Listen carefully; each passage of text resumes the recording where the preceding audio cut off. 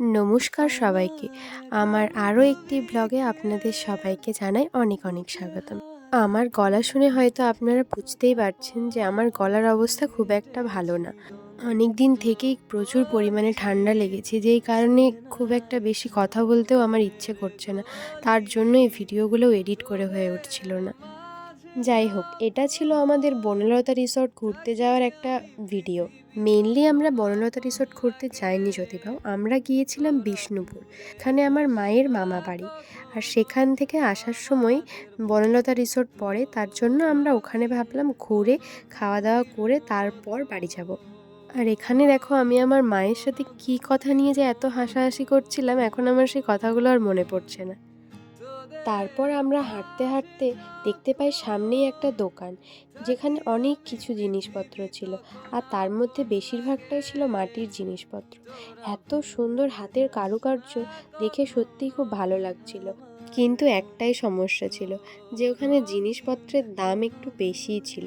হয়তো হাতে বানানো কারুকার্য, তো তার জন্য ওরা ওখানে দামটা একটু বেশিই নিচ্ছিল। যাই হোক, এই কারণের জন্য আমাকে ওখান থেকে কিছুই কিনে দেওয়া হয়নি। ও মা, একটা হার কিনে দাও। তোমরা শুনতেই পেলে, আমি এখানে আমার মাকে বলছিলাম যে একটা হার কিনে দেওয়ার জন্য। পরে যদি বা হারগুলো ভালো করে দেখার পর আমার একটা হারও ওখান থেকে পছন্দ হয়নি, কিন্তু একটা চুড়ি আমার খুব পছন্দ হয়েছিল। কিন্তু চুড়ি অনুযায়ী দামটা আমার এক্সপেকটেশনের বাইরে ছিল, তার জন্য আমি আর ওখান থেকে কিনিনি কিছু। তারপর আমরা আরও ভেতর দিকে যাচ্ছিলাম দেখার জন্য যে ভেতরের দিকে কী কী আছে। আর যেতে যেতে আমরা রাস্তার মধ্যে দেখতে পাই এত সুন্দর সুন্দর ফুলগুলি। কি সুন্দর দেখাচ্ছে না? এই ফুলটা দেখো, আরও বেশি সুন্দর লাগছে।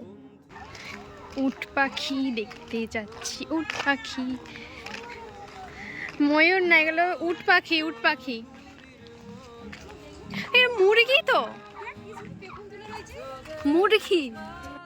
এই ভেতর দিকে অনেকগুলো উট পাখি ছিল, আমরা সেগুলোই দেখতে যাচ্ছিলাম। আর যেতে যেতে রাস্তায় এগুলোকে দেখতে পাই। আমার মা তো প্রথমে দেখে বলে যে দেখ, ময়ূরের মতো পেখম মেলে আছে। কিন্তু তারপর আমি দেখে ভাবলাম যে হয়তো মুরগি, কিন্তু আমি আদেও জানি না যে সত্যি এগুলো মুরগি নাকি অন্য কিছু। কিন্তু দেখতে ওইরকমই লাগছিল। যদি এগুলো অন্য কিছু হয়ে থাকে, তোমরা যদি জেনে থাকো এগুলো কি, তাহলে আমাকে অবশ্যই জানাবে। এই দেখো, এই সাইডে ছিল উট পাখিগুলো, আর এই সোজা ডান দিকে মাগুর ছিল দেখো, এখানে মাগুর কি মাছ। লেখা আছে, গেট থেকে সোজা ডান দিকে পুকুরে মাগুর মাছ পাবেন।